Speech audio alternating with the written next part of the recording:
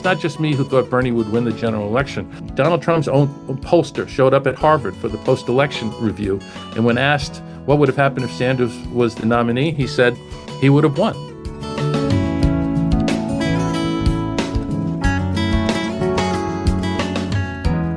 Welcome to the Vermont Conversation. I'm David Goodman. In 2016, Vermont Senator Bernie Sanders was an insurgent presidential candidate taking on Hillary Clinton, the heavily favored pick of the Democratic establishment. As Sanders barnstormed the country and brought his message to millions of people, the Clinton machine's operatives and super PACs swung into action to stop him by any means necessary. Tad Devine was deep in the trenches of this fight.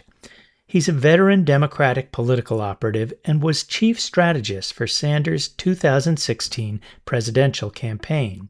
Prior to that, Devine had been a senior advisor in the presidential campaigns of Al Gore in 2000 and John Kerry in 2004. Tad Devine has come out with an explosive new book about the 2016 Democratic primary titled How the Democrats Screwed Bernie.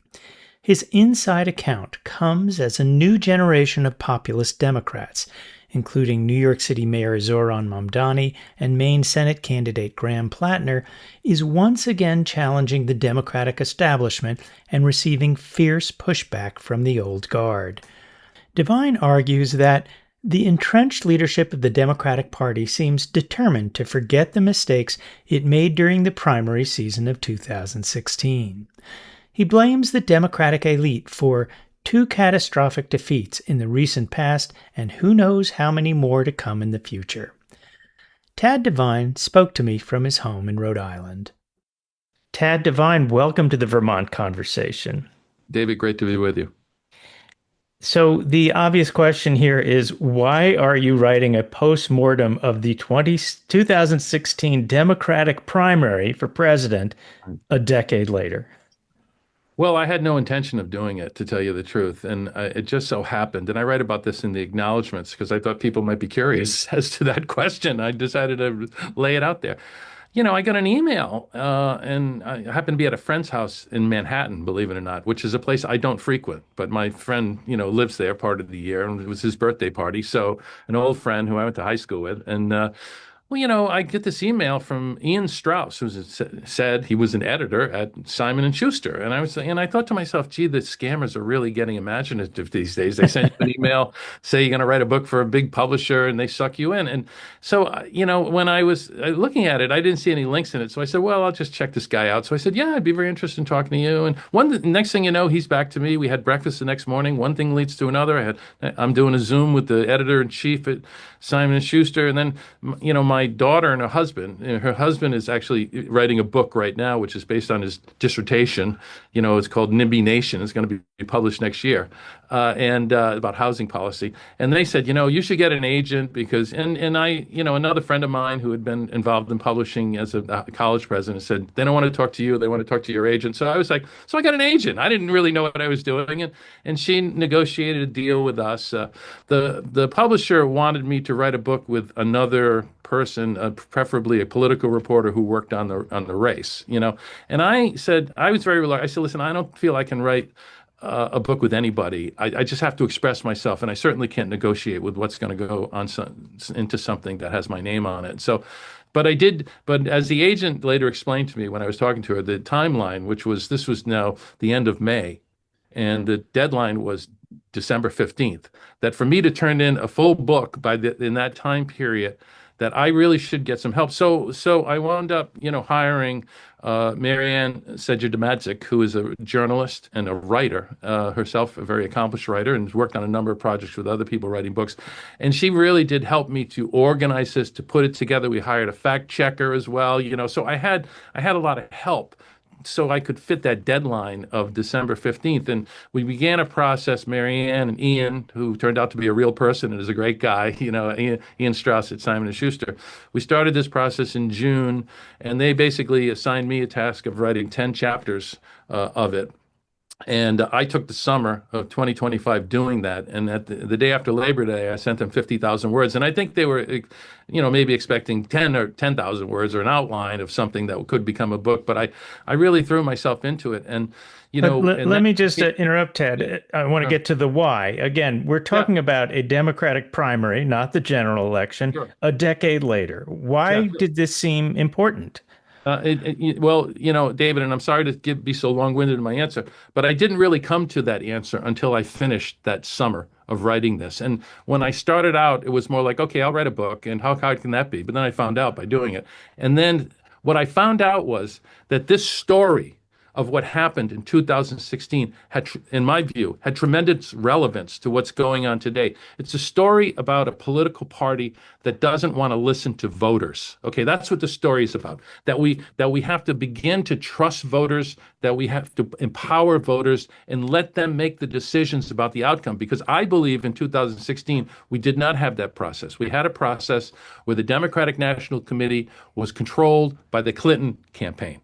And you can't have the party mechanism being controlled by one campaign and say that the process is fair. It is fundamentally unfair when that happens. And there were a lot of other things that were rigging it as well. And I wanted to speak to all of them.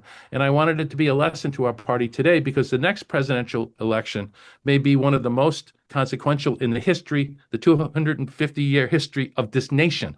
And we have to recognize that.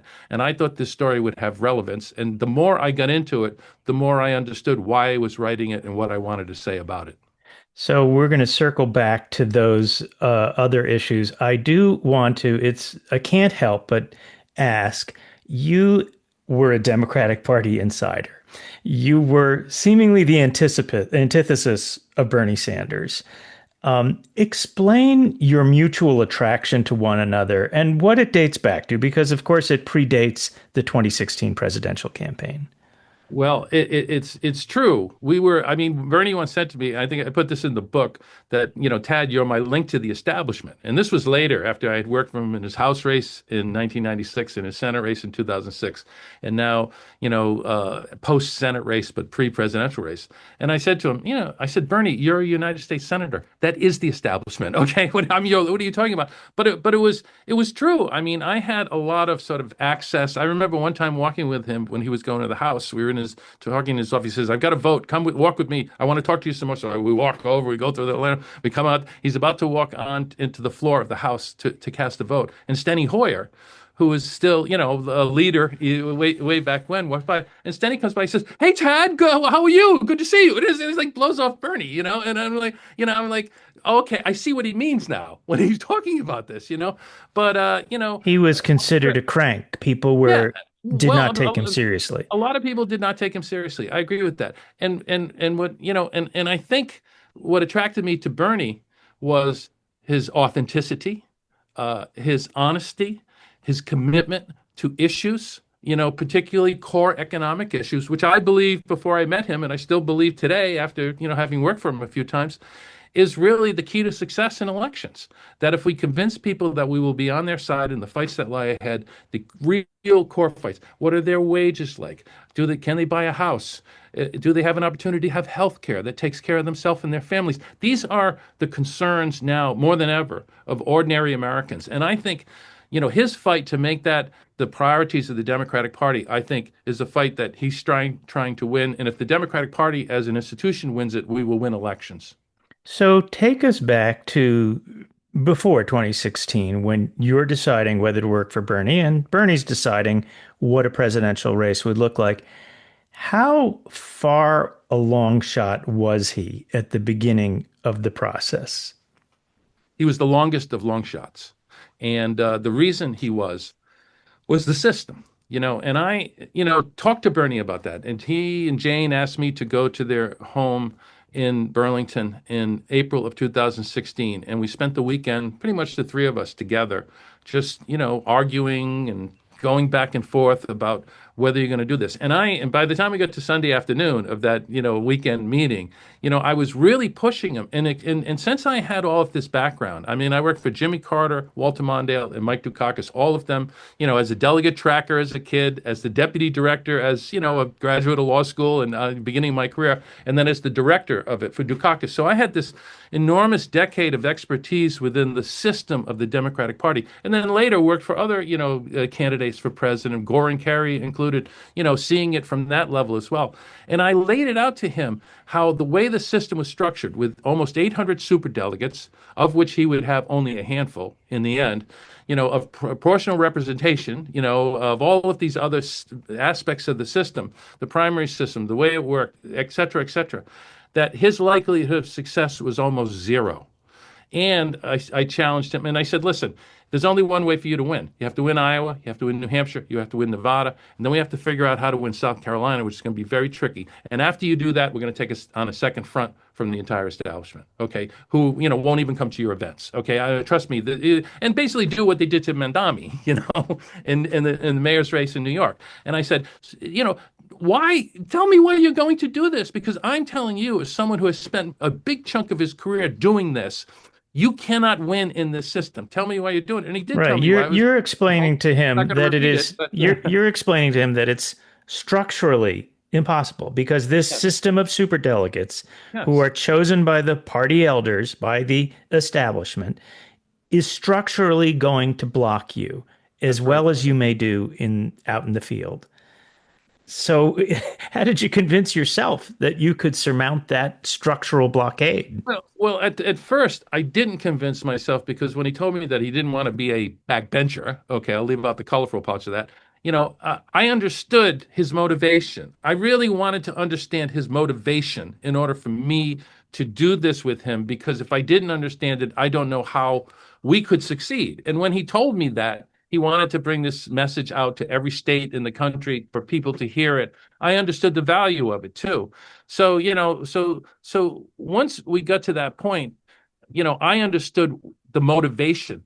Then as we got into it, okay, and we started to go from way behind in the polls, way behind in the fundraising to beginning to catch up in the polls in the early states, Iowa and New Hampshire, first of all, where we were communicating with voters, even after we gave the Clinton campaign a 3-month head start on communicating, because they went on in August. We didn't go on TV until November, in part because they had such a financial lead, and also in large part because Bernie at that juncture was like refusing to do any polling, and I was refusing to make any ads until we did polling. Okay, so we had to overcome that impasse before we could get to the point where we really had a shot. But once I saw that we could win, beginning in Iowa, where technically she may have prevailed, and they that night, the election night in Iowa, they were putting out press releases that it made it sound like a landslide in the general election that they had just won by 0.3%, and with 5 coin tosses that we lost in various caucus play. It was ridiculous,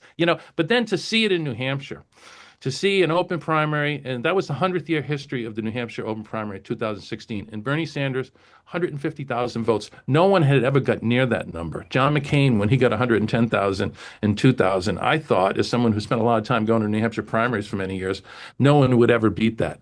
But Bernie did. So we saw that, and listen, we were 25 points behind in Nevada, according to the Clinton campaign polling. Okay, forget our polling. We were behind in our polling too, and we almost pulled that off. And if Harry Reid, I think, hadn't decided to go south on us on the last minute, at least according to John Ralston, who's the best observer of Nevada politics for many years, someone who's on the ground there, understands what happened, and spelled it out in USA Today in an op-ed a week after the caucuses, I think we would have won in Nevada. So so we really did.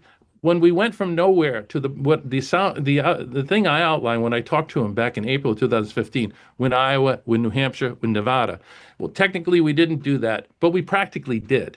I think we were so close to winning those three that we may have made it, been able to make a run. I mean, it was tougher in South Carolina. Everyone focuses on race there because it's such a huge African American vote. But one of our biggest problems in South Carolina winning was that the Republican primary and the Democratic Party primary that year were on two separate days. And if the Republican primary had been 3 weeks after ours, I think we would have had a legitimate shot of winning it. Because what happened was a lot of people went and voted in the Republican primary, which made them ineligible to vote in the Democratic primary 3 weeks later in South Carolina. And if So, and a lot of so them I, went and voted for Trump. but I just want to, I mean, you're recounting primaries that Bernie lost. Yes. Damn close, closer than anyone thought. But these were losses. What is giving you optimism from losses? I mean, I get it. He's doing better. He's exceeding expectations. But to win, you got to win, and he wasn't winning at that point. So, what made you think this could go well? Well, I thought it could go well because it was a campaign that was growing organically everywhere. Okay, it was people were coming out on their own. Number one, number two, I thought we could do well because I saw what he was doing in terms of attracting people. If you look at the summer of 2018, you will see Bernie Sanders taking trips to places like Minneapolis and getting 10,000 people at the West Coast, 25,000 in Portland, 7,500 in Los Angeles, Seattle, huge crowds of people. He actually, by the time the primary was over, he had managed to give his, he calls them meetings, we call them rallies, to give his stump speech before 1 million people in person. I mean, it's a lot of people. And that helped us to organize the campaigns. So that gave me a lot of confidence. Meanwhile, Hillary Clinton was not running that kind of campaign. She would occasionally do a photo op or show up for a discussion on foreign policy or some other issue and things like that. We were out building at the grassroots because that was always the politics he practiced in Vermont. There was always going to be an organizational side to this campaign. It was, yeah, I focused on the television ads because that was my responsibility, and my partners and I did that together. But we, built a campaign from the ground up, the way he had built local campaigns, beginning in Iowa and New Hampshire. And I believed that we could do that, and we did do it in a lot of places, and that yielded victory in some very important states like Wisconsin and Michigan, for example. Can you do remind us again? It's been a decade. Where did Bernie win in 2016? Well, I wish I could recount all of the 23 primaries and caucuses that he won by. I'll go through to my head. I mean, in New Or the Hampshire, it biggest, started. just the biggest, the most Well, the important biggest. ones. Well, I would say, Wisconsin and Michigan were probably the biggest because just think, in the general election, the ramifications of being able to win those states. That it's the difference between victory and defeat. And I would argue that we didn't win Pennsylvania in the primary because it was a closed Democratic primary. If it had been an open primary, we would have won there too. Now And that's the explain the blue difference wall. between closed and open. Well, closed primaries are ones that only allow Republicans to vote in the Republican primary, people registered as Republicans, and Democrats to vote in the Democratic primary. Open primaries, like we have here in my state of Rhode Island, which is a very Democratic state, by the way, independents, who are a very large block of voters. In Rhode Island, there are a few more Democrats, there's a lot of independents, and there aren't many Republicans. I think Vermont is probably similarly situated. And Bernie won that open primary that day. All the other primaries that same day were closed, and he lost them. It's because those independents came flooding into the Democratic side and overwhelmingly supported Bernie, and that provided his margin of victory. To me, it's a harbinger of what would have happened in the general election. And by the way, it's not just me who thought Bernie would win the general election. Bernie, Donald Trump's own pollster showed up at Harvard for the post-election review, and when asked what would have happened if Sanders was the nominee, he said he would have won. Okay, because he's number one, an honest guy, and number two, he understood that those white working class voters who fled Hillary Clinton would have gone back to Bernie Sanders, who they already voted for in the primaries in places like Wisconsin and Michigan. So, what does it look like from the inside of the Bernie Sanders 2016 campaign to hit the Clinton juggernaut when Clinton pulls out all the stops, all the levers of power and money that she and her husband, President Bill Clinton, have cultivated and built to that point? What does that look like from your end? You're essentially, it feels like you're describing rowing a dinghy into the side of, a super tanker. Yes, it reminds me of that quote that politics ain't beanbag. Okay, well, which that's what it's like. Basically, what happens is when you go into it and you're in there with that fight, you're going to get a lot of blowback. Now, of course, most of that blowback is directed at the candidate, and that meant that, I mean, if you watch Bill Clinton, for example, who, by the way, I respect and I've certainly seen him. I was Bob Kerry's campaign manager in 1992, and I saw what Bill Clinton did in the New Hampshire primary to get himself into second place and to ultimately win the nomination. He's an incredible campaigner. But he spent the week before the New Hampshire primary in 2016 lambasting Bernie Sanders, really going after him hard, on a lot of stuff that I thought was absolutely out of bounds, and, essentially saying he was against Obama because, Bernie was advocating for Medicare for all and not Obamacare. You know what I mean? And a lot of other sort of inside things about, him and his campaign. So you get hit at a very high level. Surrogates who came out. The Black Caucus did a press conference for the South Carolina primary. I write about some of this stuff in my book. I don't think it was fair at all. Some people who I respect and admire, and I've thought of myself as maybe being crazy. They're saying John Lewis did something very bad, but he did when he said he did. I never knew Bernie Sanders, in the civil rights struggle. Well, I mean that's understandable if you were in Atlanta and he was in Chicago, but there was the full orchestrated effort of the party, and then the super PACs, the dark money, bringing in all of this stuff. Hillary had said, "Oh, I'm just raising this money with the party to have for the general election if I succeed." The truth is, a lot of that money came in. They started communicating with voters. They were offsetting expenses that they otherwise would have paid for in the campaign by using the money that had been part of, what they said was going to be general election funds. So and also there's the press. A lot of people in the press who are very interested in having access to the president and being told by all the experts that she is inevitable in terms of her nomination, wind up getting that access if they write the right kind of stories. And I'll give you a personal example. I didn't write about this in the book, but I'm not afraid to talk about it in public.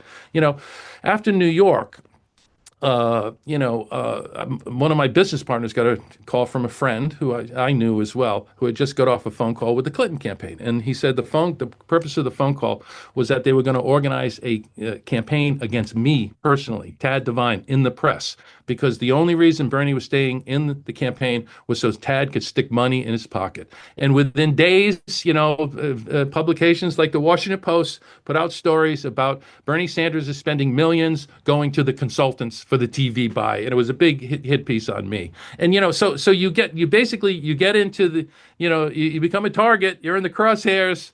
Get ready, okay? Because a lot of that firepower is going to be thrown against the candidate, and a lot of firepower will be thrown against the people either supporting that candidate or voting for them. Nina Turner, who Bernie wanted her to second him at the election, they would not allow her on the podium because she hadn't been loyal enough to Hillary at that point in time. So I think that's what comes with it. You basically. And I describe it from sort of the consultant perspective, which is, you're on you're in the out list. You're not going to get, no one at any of the committees is going to allow you to work for someone who's running for Congress, the House or the Senate, because of your association with people who, have criticized the party. That's what happened. Let's talk about, so these things do sound like the very predictable things that a powerful establishment insider will do.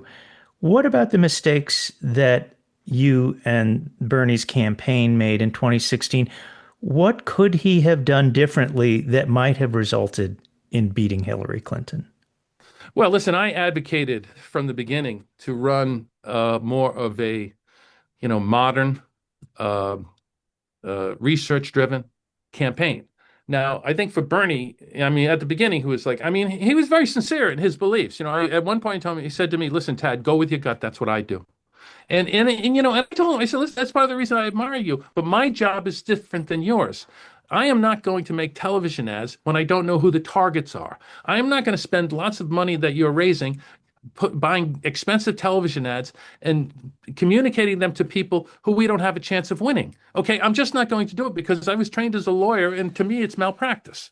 So I think if he had said, listen, okay, let's do polling, let's do research, let's understand the electorate, beginning in Iowa and New Hampshire, let's understand our vulnerabilities and our opponents' vulnerabilities. Okay, and let's do that through research. Okay, that's what I was advocating, and we did not do that. I mean, we did. Jeff Weaver and I think we were off the reservation on this one. Managed to sneak a couple of questions into one poll that went to Iowa and New Hampshire about two negative questions on Bernie, two negative questions on Hillary. Now, normally we'd be doing polls on this. We'd be doing focus groups where we would show ads to people beforehand. We would gauge their reaction to attacks and the back and forth that it would play itself out in campaign. We did none of that in his campaign because he simply did not want that kind of campaign.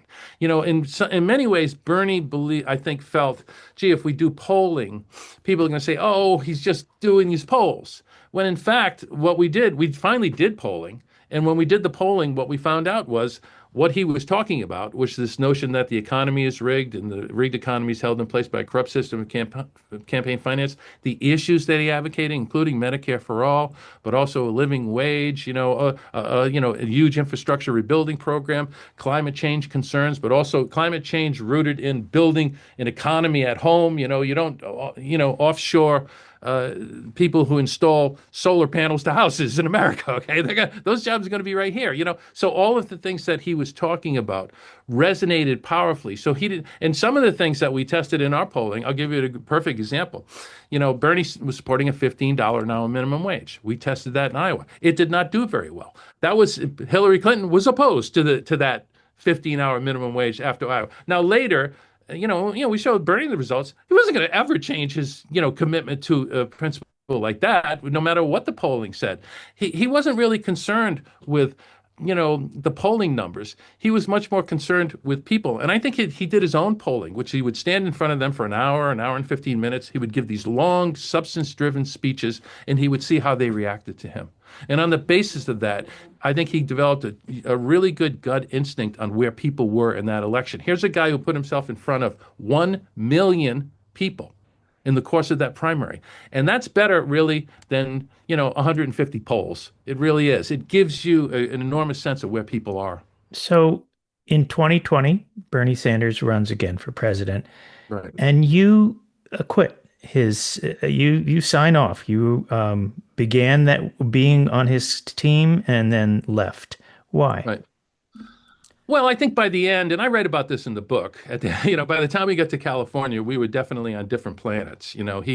I think he viewed me as, really not in touch with what he was doing and what he wanted to do. A lot of the end of campaign stories came out, and they tend to be, if you lose, you get killed. That's the way it goes. But I think Bernie's interpretation of it was that they were making me look good, and they were making him look bad, and he was really not pleased with that result. And I basically, after we had a meeting with him and he and Jane in their living room in the home in Burlington the night after the California primary. We flew back to Burlington, and then late that next night we had the meeting in there. And I advocated a course of action which nobody was with. I was like the only one in the room. I mean, my course of action was, listen, go in the other room, call up Hillary Clinton, tell her you're going to support her in any way. She needs the summer. You gotta, you just got to give him some room. She's going to have a hard time beating Trump. I kind of made my pitch about it's time to surrender, to talk to Hillary, And his view was, no, we have to negotiate because the platform of the party, we need to do these things, and these people will be with me. They're going to take some time to come over, and I can't just.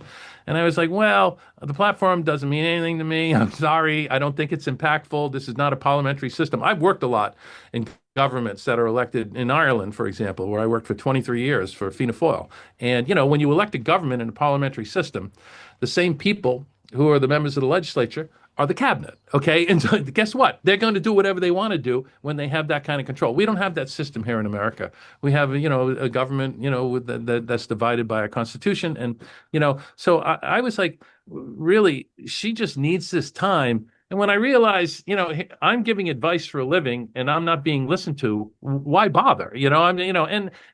So I sort of left at that time. He reached out to me to help with the speech for when he was endorsing Hillary. The campaign reached out to me to sort of redo the America ad and to use it as his introduction at the convention. But I had left by then, and by the time we got to 2010, my two of my business partners were still with Bernie, and we got to the next campaign, and they were going to be with Bernie. I was like, listen, that's fine. I'm just, I'm sort of done. Okay, I'm, good luck. Do your best. But at the beginning of that campaign, I think they felt there was going to be an announcement video, and I saw the announcement video, and we all came to work Monday morning, and I said to him, "Did you guys do that? Because I don't think that." And they said, "Well, no, we did one, but he didn't really like ours, so they've done another one." And I said, "Well, listen, guys, I've been very supportive of you working for Bernie, but our name is on this stuff, and when it goes out in the press that we're doing this stuff, I don't want to be associated with it." Okay. And they were like, "Well, you know what? Neither do we." And so that's when we all left. Okay. When we sort of got to that break point in 2020. So let me ask, let's fast forward to today. Donald Yeah. Trump has historically low poll numbers, hovering close to 30% approval. And the only entity close to him in disapproval is the Democratic Party. Yes. Why? Why do people hate the Well, Democratic Party, especially at this moment? well, that gets back to your first question: is why'd you write this book? Okay, and that is an additional reason. I think the Democratic Party is down with the levels of Trump right now because it's completely out of touch with the American people. Okay, period. I think that it needs to demonstrate that it understands their concerns and priorities, that it will be on their sides in the fights that lie ahead, that it shares their values. And I think right now we're not doing that because, well, there are a lot of reasons because one is because we still participated in a system which is ultimately a rigged system, okay? A system of campaign finance, which allows powerful special interests to buy their way, into policies that promote them in the government. Okay, and we have to, I think, break from that stranglehold of money in politics and establish ourselves as a party that is willing to, seek funding through people at the grassroots level that will work tirelessly to overturn the Supreme Court's opinion, not only in Citizen United, but in a series of cases, which I write about in the book, that support this rigged system, and to return the United States to a level playing field where we don't gerrymander the congressional seats, where we don't pour massive amounts of money not just at the presidential level, but even now at the local level. The dark money that is moving into politics and buying elections has to be stopped if we're going to take back our government. I mentioned before I worked a lot in other campaigns. I think I've done 29 campaigns outside the United States in my career, all around the world. And in Western Europe, if people did what we do legally here in the United States, if they threw money into campaigns anonymously, they would go to jail. Okay, Yes. So it's listen, not tolerated. and as I think many listeners are, and I agree with you how deeply corrupt the American system of campaigning. It is a system of open bribery where you can plow money into candidates and okay, maybe not open. There's a thin curtain protecting the identities if support super PACs and all these things that people don't even understand. How do you unrig a system that has evolved in this fashion, that is protected by Supreme Court, decisions and such?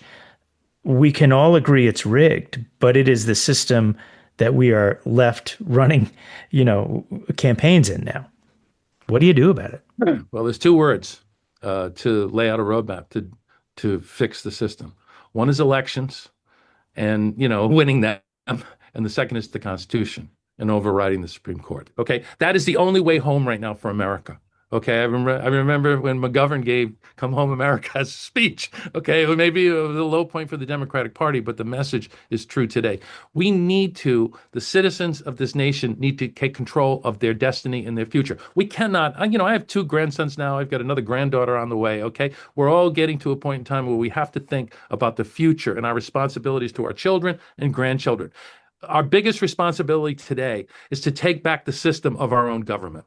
Okay. And the only way to do that is by winning elections, beginning with the midterms in 2026, the presidency in 2028, state and local elections at all levels as well. And then we must amend the Constitution of the United States so it prohibits the practices of campaign finance that are in place today.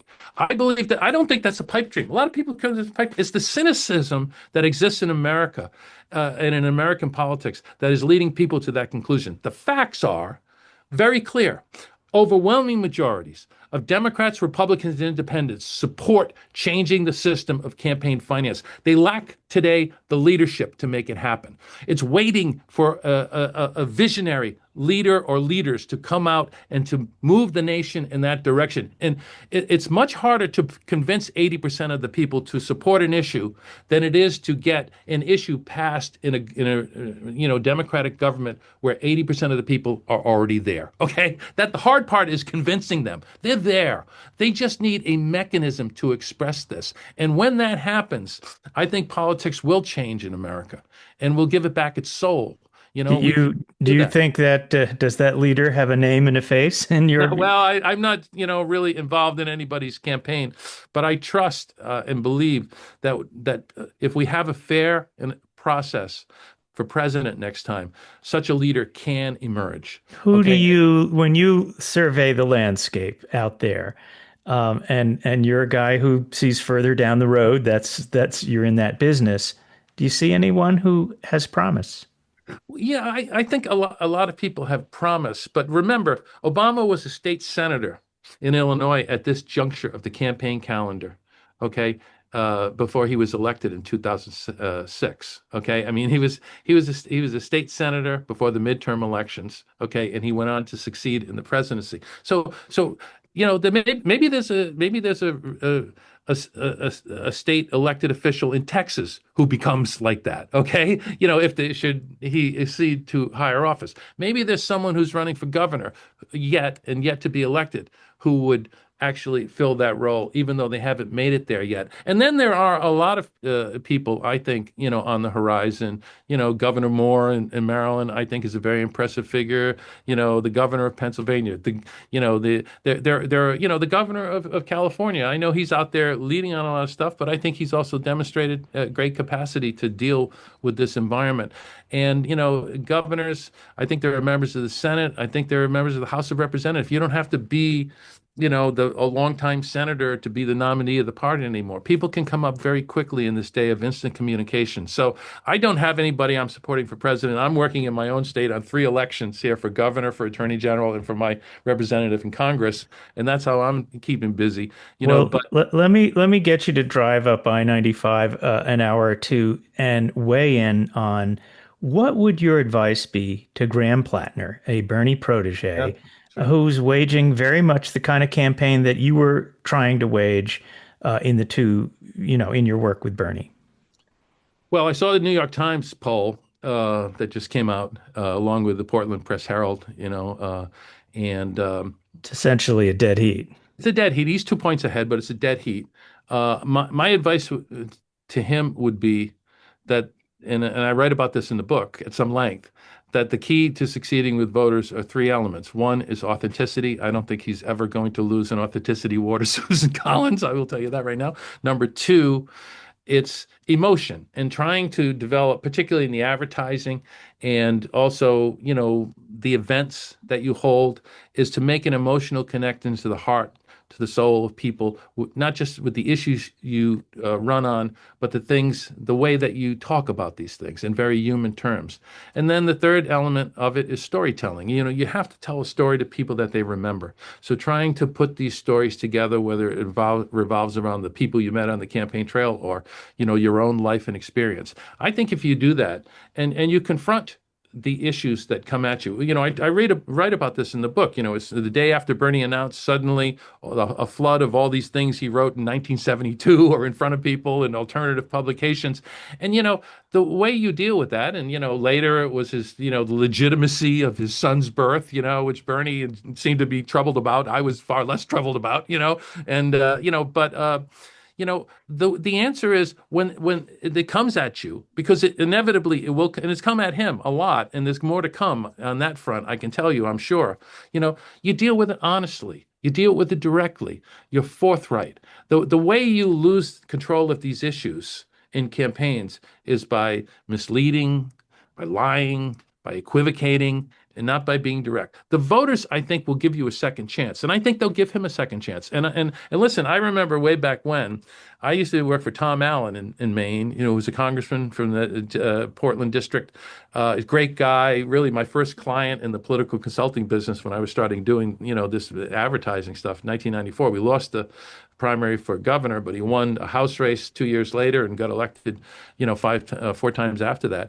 And I remember telling him, as we went into the election in 2005, I said, listen, I don't see how you beat her. She's 25 points ahead. She's got twice as much money as you. What is the rationale for winning this thing? And his view was, well, if I lose, I lose. I'm going to move on from my career. I did this, and now I want to do that. And if I can't do it, I'll do something else. And I think now, after all these years of Collins, really, he's got to make this campaign about himself in terms of reassurance, and about her in terms of the consequences of electing someone who will do as she has done, which is to support Donald Trump on the really big issues. Okay, whether it's his tax policy or his Supreme Court. She's always been toe to toe with him.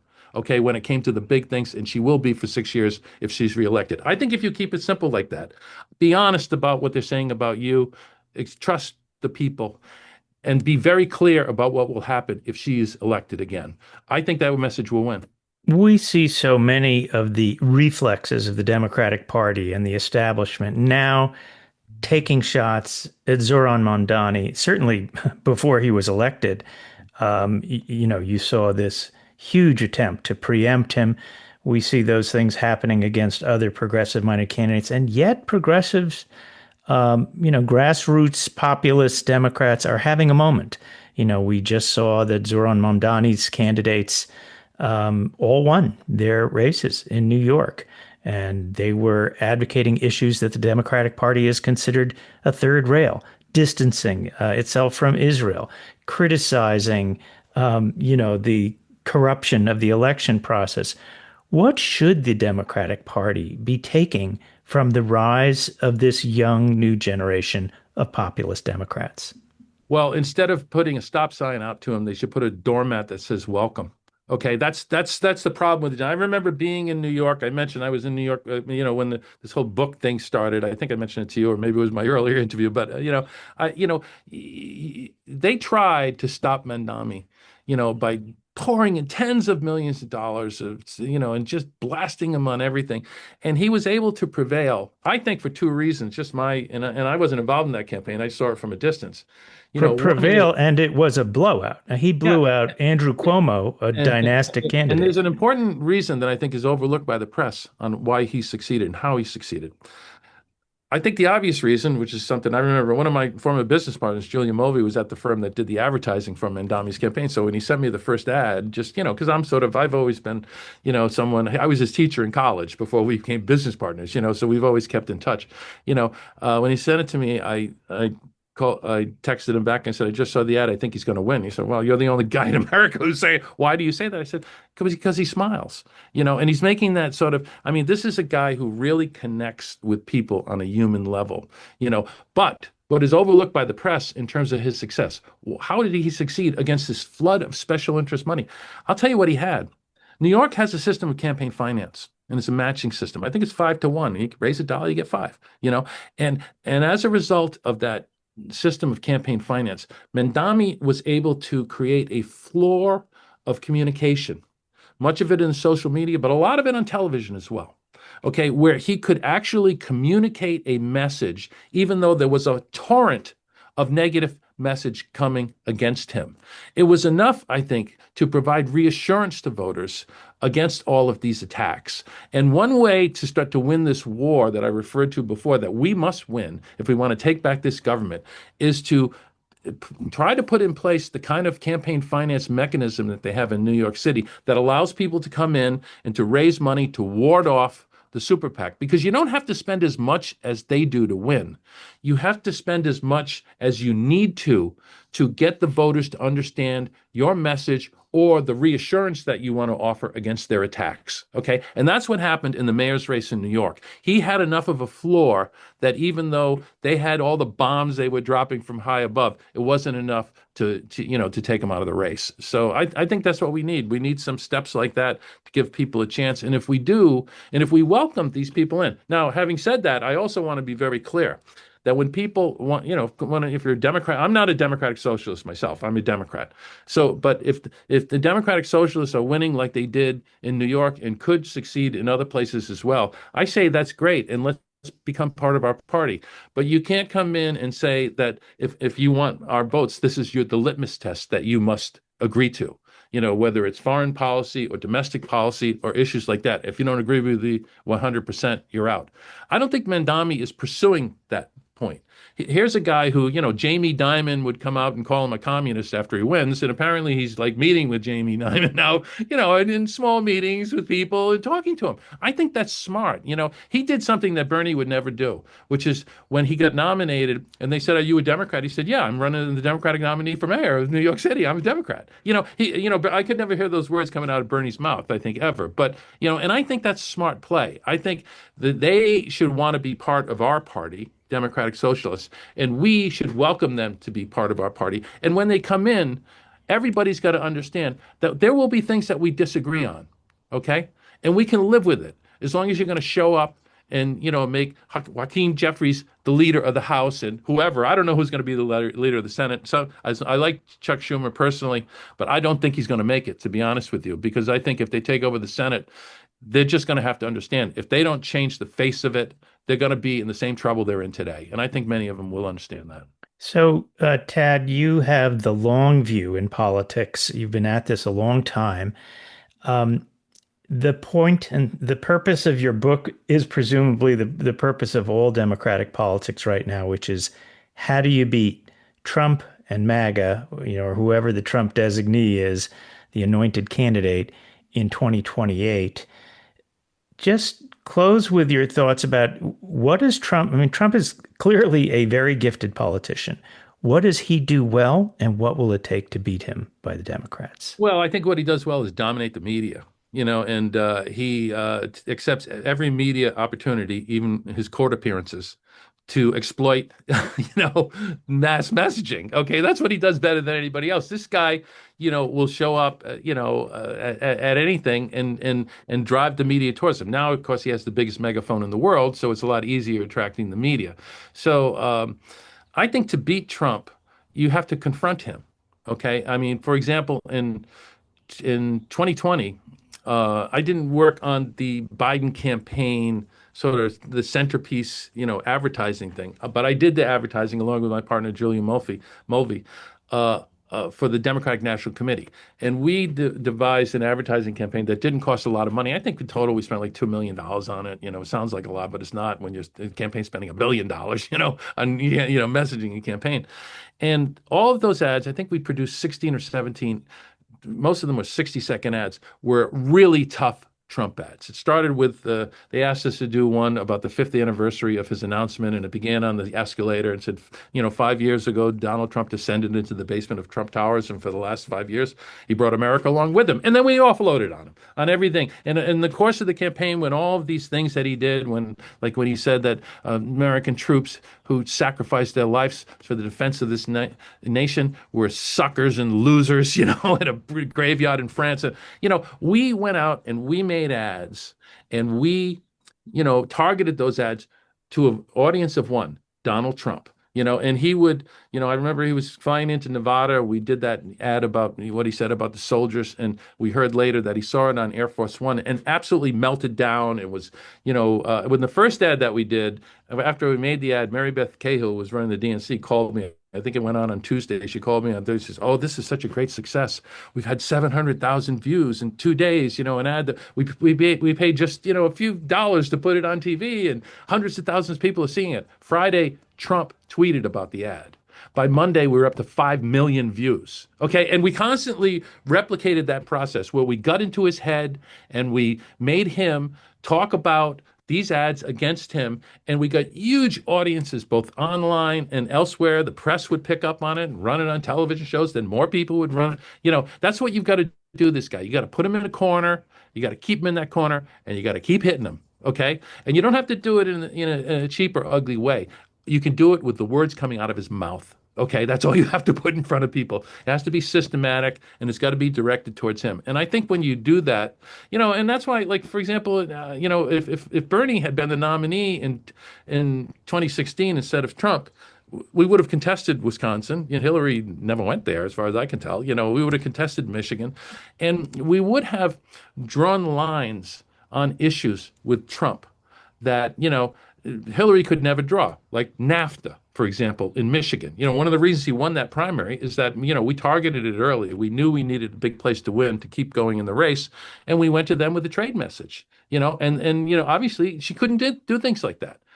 Trump did. I think, and I read about this in the book, Trump listened to a lot of the stuff Bernie was saying at the beginning of the campaign, adopted it, and then he threw on top of it what the Republicans only used to say behind closed doors, which is racism and xenophobia and outright, racist attacks against people and attacks against Muslims and everything else. They would do that in a more quiet way with their television advertising. He did it with a megaphone. But he also talked about we can't cut Social Security, we can't cut Medicare, we can't cut Medicaid, we can't, people are getting screwed. There's, the lobbyists are killing us, all the stuff that Bernie was saying. And then he started saying rigged economy, rigged economy, rigged economy. And I know he didn't invent that because Bernie was saying it months before, So that's what I think you got to do. You've got to confront him. You've got to corner him. But you also have to explain to people that in the things they care about, you are with them. Okay. And if you do that, if the Democrats do that, I think we can win a lot of voters. And when they come after us, in 2024 is a great example of this. When they come after us with, they had an ad in 2024 about trans prisoners who were getting surgery. They put, to change, their sexual orientation. These ads, they spent $125 million on that one ad, different versions of that one ad. Okay. Now, in 2004, when I worked for John Kerry, our entire budget in the federal grant was $76 million. Okay. They spent $125 million on one ad, and that ad was never responded to by Kamala Harris's campaign, because I think within their ranks, they couldn't figure out how they wanted to handle this. I would contrast that to the first ad we did for Bernie Sanders in 2016, which was a long 5-minute ad called Progress that, talked about his growing up, talked about his career, and talked about his vision for America. And when we were talking about the civil rights part of his career, when he was a young man, working on the civil rights movement, and a lot of this was just conversation, me sitting there asking him questions and him conversation. He said, and he talked about discrimination, whether people are, black or Hispanic, whether they're gay or transgender, they are human beings. Now, I don't think anyone up to that point in time had ever put out this was an online ad, but it was viewed by 5 million people, an ad that suggested that you were going to be an advocate for transgender rights until Bernie Sanders did it in 2015, okay, when that ad went out. We never had a problem with it. Now, of course, we were in the Democratic primary. But when, if he had won and they had taken, he said transgender in one of his ads, let's put it in front of the people and scare them in, wherever, Wisconsin, Michigan, or anything. I'm telling you, we would not have run away from that. We would have run towards it. Okay. And we would have explained to people that he believes that they are human beings. And this is how we treat people. We don't discriminate against them on the basis of who they are. Okay. And I think that argument would have won the day. I really do. Well, Tad Devine, thank you for joining us on the Vermont Conversation. Great. Thank you, David. Good to be with you. Tad Devine is a veteran Democratic operative and was the former chief campaign strategist for Bernie Sanders' 2016 presidential run. He has a new book, How the Democrats Screwed Bernie. That does it for this week's Vermont Conversation. I'm David Goodman. Thanks so much for listening.